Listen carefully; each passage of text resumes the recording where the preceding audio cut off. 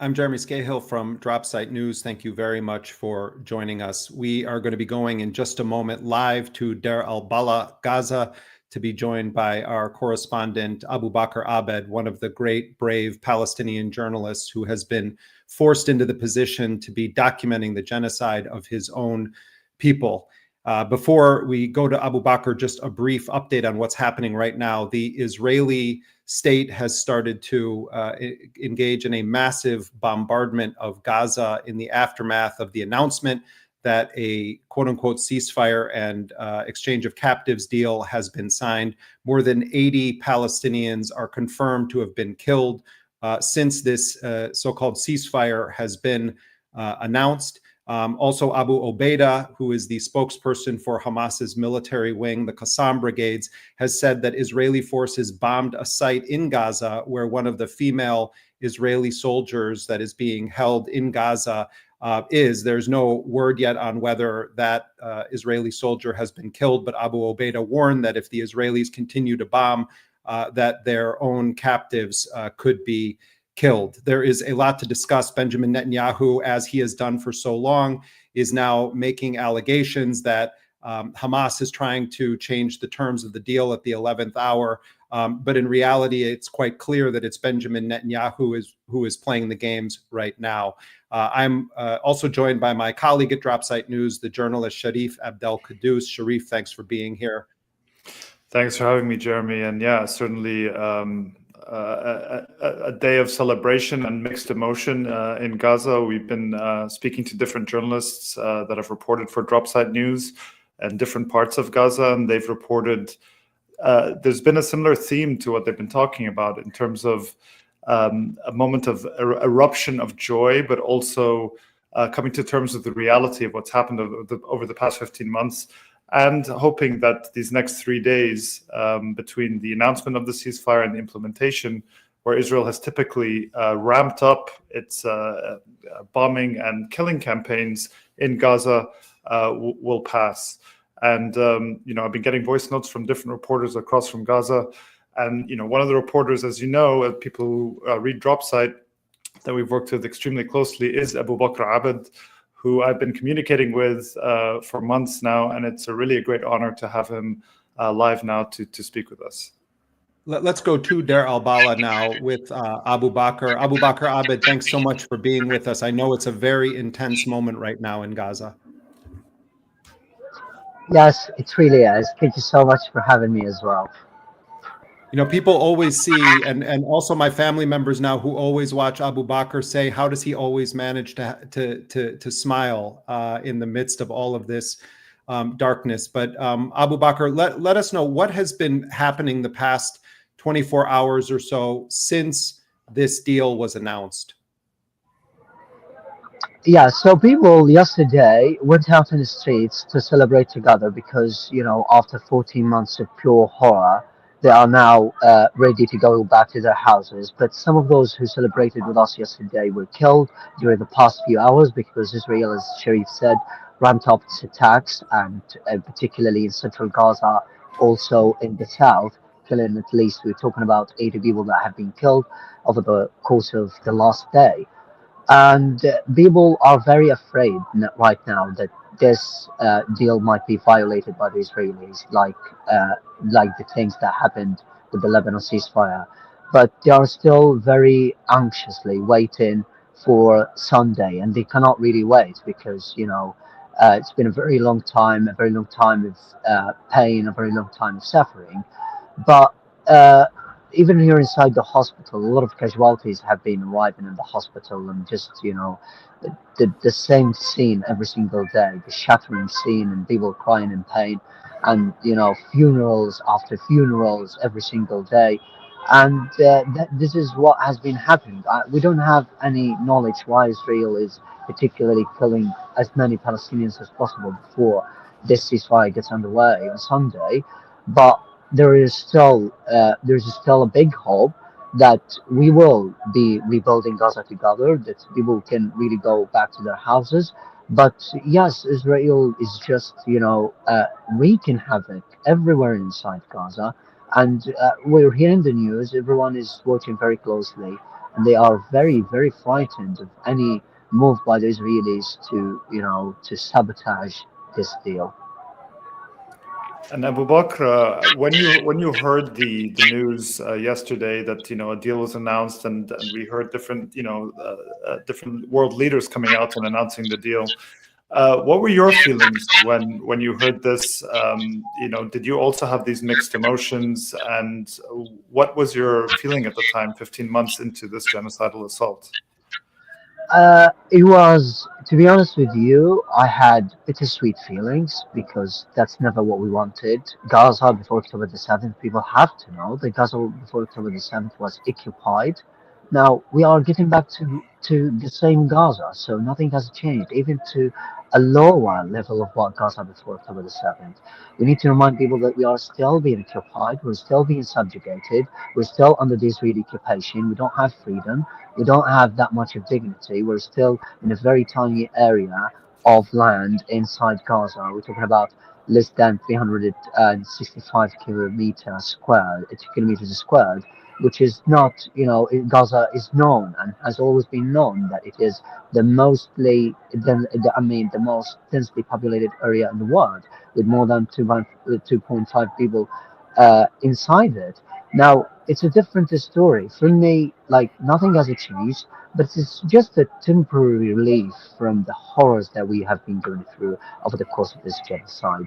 And we want to make sure that this is just the first step towards Palestine and towards free Palestine.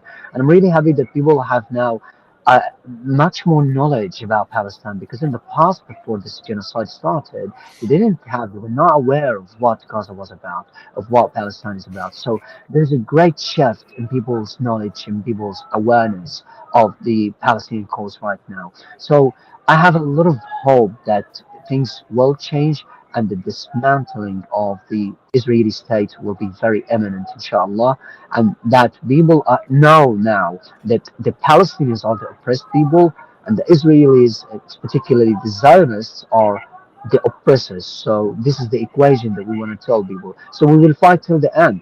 But again, it's just a temporary relief after unfathomable carnage, non-stop killings, and mass graves, and loads of heartbreaking scenes every single day. That's what we want. And just, we will keep marching. We will keep marching until, Palestine is free. Abubaker, we at Dropsite News have talked a lot about this, but there has been a deafening silence from our colleagues in the U.S., British, the broader Western media about the systematic campaign of killing against our colleagues, our Palestinian journalistic colleagues in Gaza. Some 200 Palestinian journalists and media workers have been killed in what I think can accurately be described as a hunting campaign against these human beings whose crime is being journalists. And in several cases, their family members have also been targeted and killed.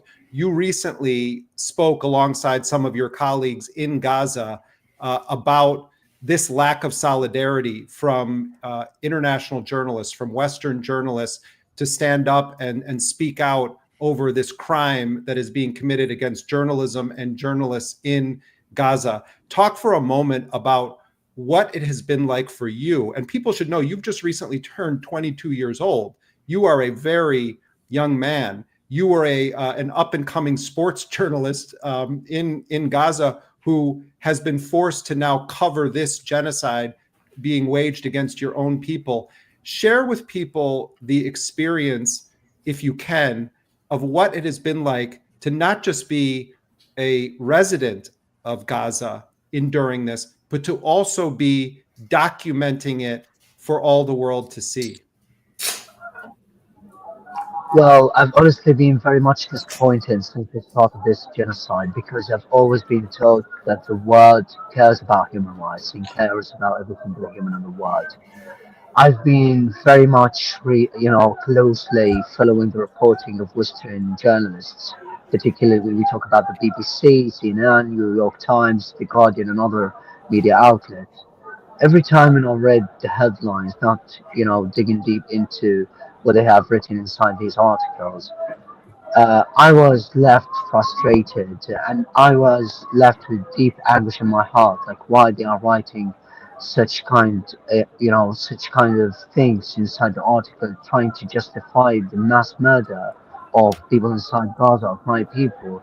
So even talking about my personal experience, a lot of journalists in the West asked me about Hamas, asked me about military things that I didn't have any knowledge of at all. And yes, they just wanted to undermine the Palestinian people. So the dehumanization and the discrimination against Palestinians has always been deliberate by the West.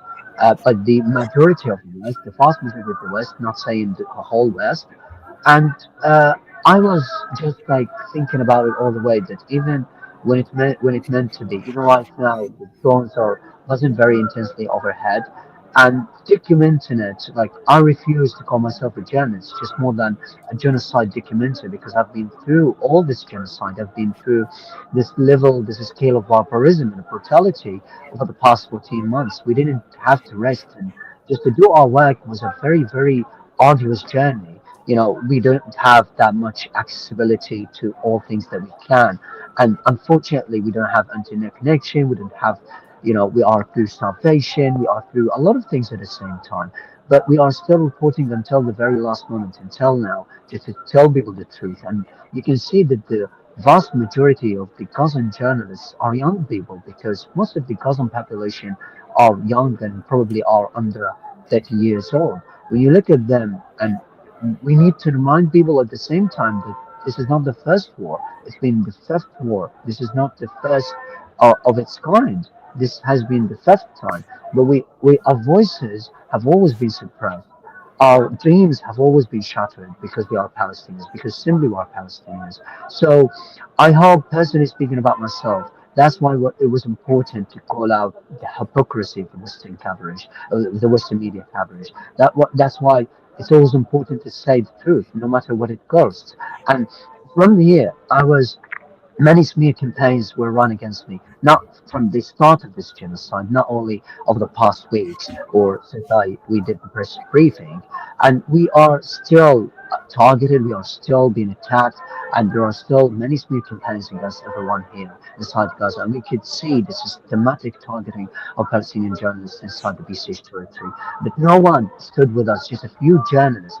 Then what else like should we really be enduring so that you can really trust us as a independent Palestinian journalists? Most of us are working independently. Most of us are reporting the news on their social media accounts. We don't have any political affiliations. Most of the populations don't have any political affiliations at the same time. But it's just that the Western media coverage are sellouts. They have sold their humanity. They have sold, their consciences just for some money, and they are just repeating and regurgitating this racist propaganda all the time because they are pressured, and they are always pressured, and they don't have that sense of responsibility, that sense of dignity and humanity to speak out with the truth. That is really painful when I see it. And as someone, let me just say this, as someone who has been very much obsessed with the British culture, about its, and American culture at the same time. And I've always been told that the American people, the British people are always with humanity. But I've never seen something. I've never seen something in solidarity with me over the course of time.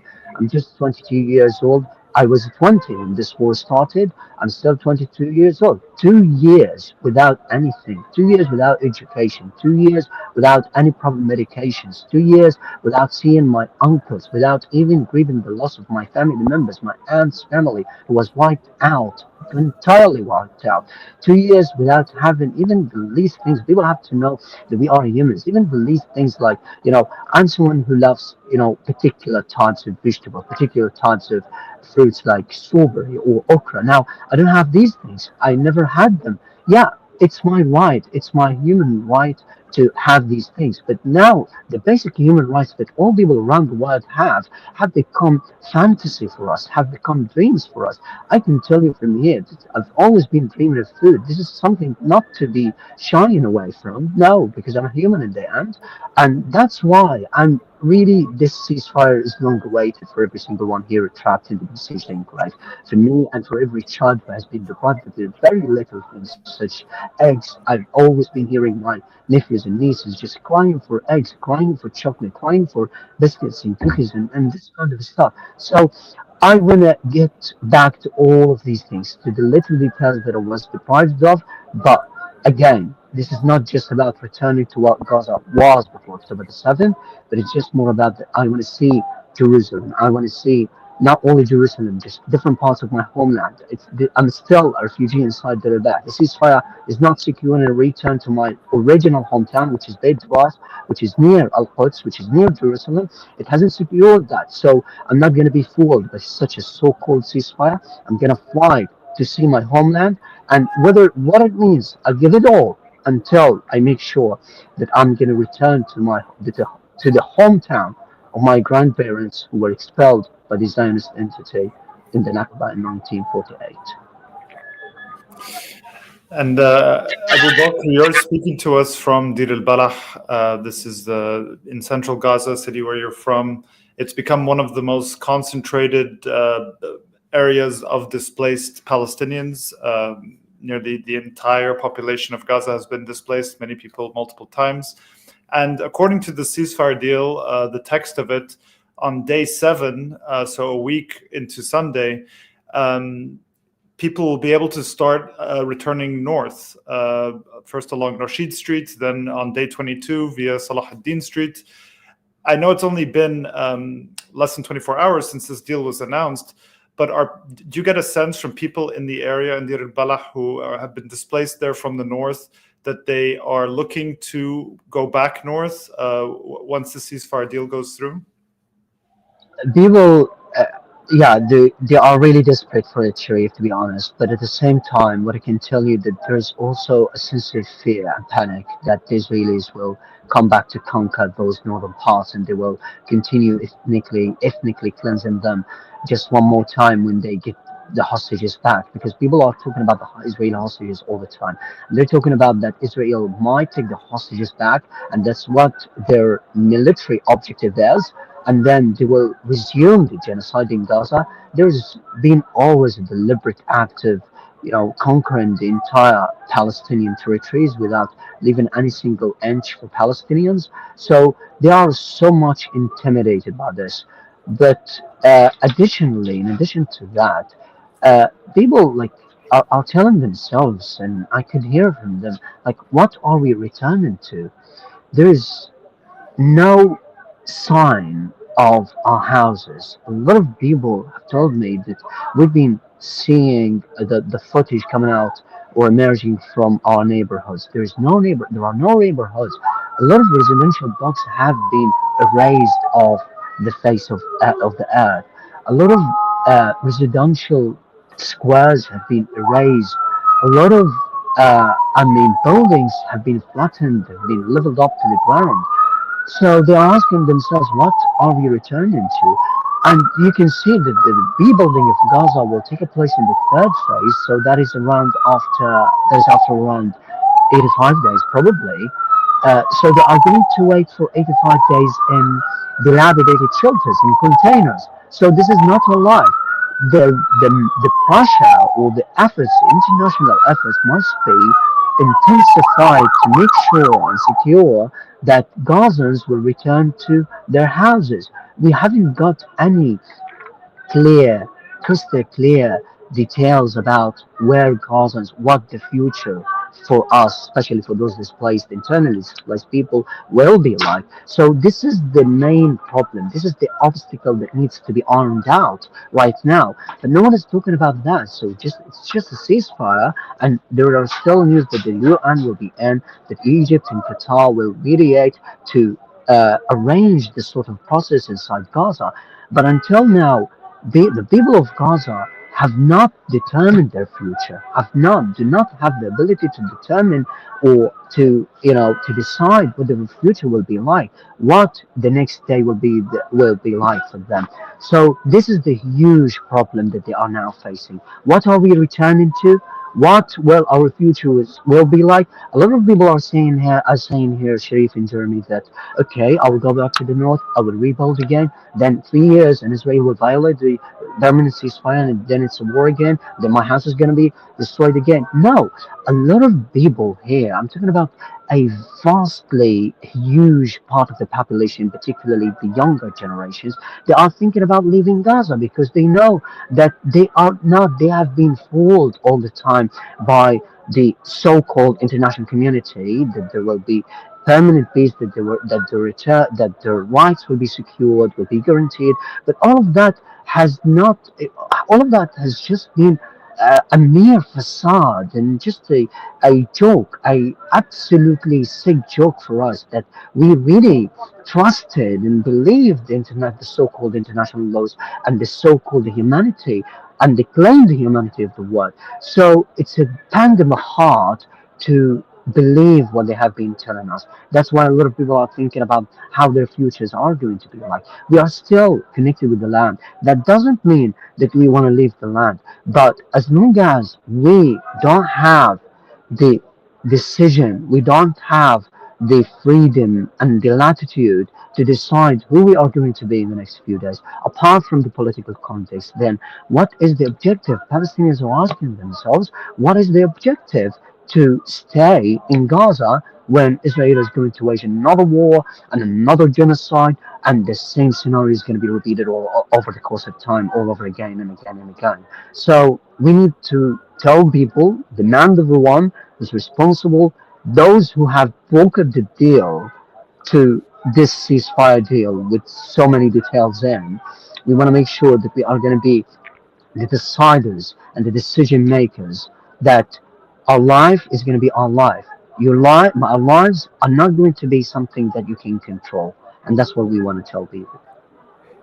Just so people know too, you're hearing ambulances, you're hearing crowds behind Abubaker there because he is at the hospital, near the hospital grounds in Deir al-Balah. And of course, as we reported at the top of the broadcast, more than 80 people confirmed dead, a death toll that is expected to rise because there are also people that are stuck under the rubble or may have been killed and are just the rescue teams have not been able to retrieve them. And while President Biden early on was casting aspersions and doubt on the death numbers that were coming out of the Ministry of Health in Gaza, it is now abundantly clear that those are dramatic undercounts, and the number of people killed in Gaza is far, far greater than what the Ministry of Health, which Biden and others have denounced as Hamas propaganda, that actually their numbers are very, very conservative. Abubaker, I wanted to ask you, part of this deal, and we have the deal, we've read it, it's identical, word for word, with some small non-consequential changes from the text that Hamas had agreed to last summer. So we should put that on the record. The United States, the Biden administration, they are responsible for every single person who has been killed throughout this genocide. But there's a particular emphasis we should put on July 2nd, when Hamas officially informed mediators they had accepted this very deal. And then Netanyahu, with Biden's support, continued to intensify the war and was rewarded by the United States, not punished, with billions of dollars in weapons, political support, and also promotion of lies about the realities on the ground inside of Gaza. But part of this is we're going to hear a lot of stories when Israeli captives start getting released.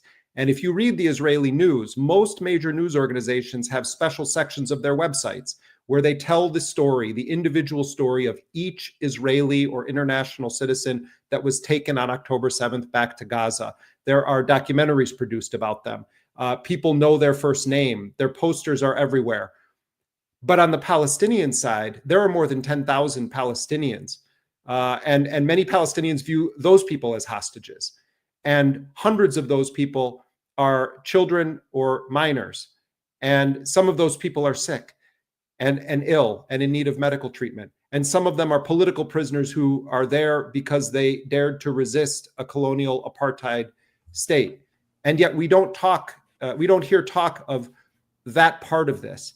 And I know that you have endured people that you know being snatched and every Palestinian in Gaza knows people who have been disappeared by the Israelis. We understand that there are at least 1,000 people taken from Gaza that Israel acknowledges have no connection to Hamas whatsoever, that are being held effectively and as hostages, so that they can exchange them, in future deals with the Palestinians. Talk about this dimension, Abubaker, and what that's like to live in a reality where at any moment your neighbor or you could be snatched and disappeared and taken to Sdei Timan to be tortured or interrogated and abused. But this dynamic of what it means to the Palestinians that so many of their people have been snatched and taken into Israeli custody. There are no words to describe Israel's barbarism at all, of course. And we go back to the same point that Palestinians have always been dehumanized. We're just a lower class of the world. We're not equal compared with our people across the globe because we're simply Palestinians. We go back to the same point. But when you look at it, okay, the hostages, all media outlets are talking about the Israeli hostages. Although most of those hostages are soldiers, but they are still talking about it. But when it comes to the Palestinian hostages, who, as you said, most of them are children, minors. Now they are terrorists for the world. They see them as terrorists. So it's very justifiable to detain them, to electrocute them, to torture them physically and mentally. So the double standards here are very sickening and maddening, and it's just indicative. They are indicative of what the Western media is about, or what the vast majority of the Western uh, people are about. And it keeps going on like this. People are trying to masquerade as a humanitarian, as people with humanity. But the fact is literally otherwise. When you see and you look at what Palestinians have been going through, I remember talking to someone who's my age, who was taken by the Israelis just probably some months ago, and he told me that he was forced to drink alcohol, which is something forbidden for us. He was forced to watch Israeli soldiers having sex in front of him. He was forced at the same time to be stripped of his humanity and to take off his all clothes and just be trapped and taken into a cage like animals. He was also obliged to run and to walk like dogs. That's what they have been doing to him. But when it comes to when we talk about this for people outside and the rape and the torture, and we saw Dr. Adnan al-Bush who was raped up to death. But it's just a simple story. It's not worth it because he's a Palestinian. But if the same has happened for an Israeli, the media would literally erupt. So that's why I'm telling you that we are going back to the same point. Although we've been through hell, literally hell, nightmares, non-stop nightmares over the course of this genocide, and we've shown the world what we've been going through, there are still people on their beds from their homes who are ready to justify and give consent for the Israelis to continue their genocide. They have no dignity. They are just simply cheap parrots, parroting what the Israelis are talking about. And when I'm sure, like when the war ends and people are getting even in, particularly from the Western media, and they see the scale of destruction and they take a long glimpse into what the destruction has been like inside Gaza, they will still find a way to justify it. They will still say, we see one of the Sky News correspondents, I think his name is Ali, when he went to Rafah in a mission of embedded journalism, he went there and he just talked about the same thing, like we don't know whether this destruction is militarily necessary or not. What the hell, literally? And they are just, as I told you, they're ready to give out everything. They're ready to give out their humanity. They're ready to give out everything about themselves just for money, just to satisfy their corrupt and their corrupt leaders. The exploitation has been staggering, literally staggering, and the corruption has been staggering in every aspect of life. Every aspect of life in Gaza has been shattered. Every aspect of life, hospitals, uh, football stadiums, I mean schools, streets, the infrastructure, the public facilities, everything has been devastated. Every sector inside Gaza has been decimated. Yet, a lot of people are saying that this might be militarily necessary. These people token from the West. But when Israel was bombed one time from Yemen or Lebanon, then they talked about and they just had a different picture covering what it is like. It's Israeli children. It's the horror of the Israelis. It's an unbearable light. And they are just comparing what the 14 months have been like, the same with the Israelis, the same for the Palestinians. Although the Israelis didn't see a single atom of pain, a single atom of panic over the course of this time at all. But you can see it's just unbearable. It's just like, I hope, because I've been reading some of the conflicts out coming out on different websites and newspapers, that those people can be legally held accountable, and I hope they will never be forgotten. No one will forget them, and history will never forget or forget them. And I don't know how they will raise their heads up tomorrow in the streets when their children are walking in the streets, and they have been a direct reason to the killing of many children inside Gaza and to the extermination of a full population. Abubaker, Abed, I want to thank you so much for being our eyes and ears on the ground in Gaza. You are really a remarkable human being and an excellent reporter. And I think all journalists owe it to Abubaker and our colleagues in Gaza, our Palestinian colleagues, to stand up for them.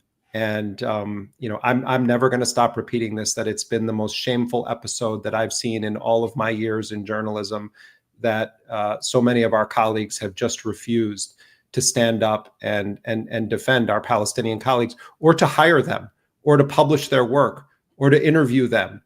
This was also a crime against the public, because it meant that we couldn't get information from the ground. So I know all of our readers at Dropsite, Abubaker, you're now a household name among them. They so appreciate your work, and we'll all keep you in our heart and our mind, and we're very proud of you. You're muted there, Abubaker. Sorry. Yeah, go ahead. Sorry. Go ahead, Abubaker. I just said, thank you so much. And I mean, the same that happened with those complicit Western journalists. There are still a few journalists who have always stood up, and I can't really leave from here. Jeremy, you've been one of them, and a lot of people have been upfront with us until this very last moment.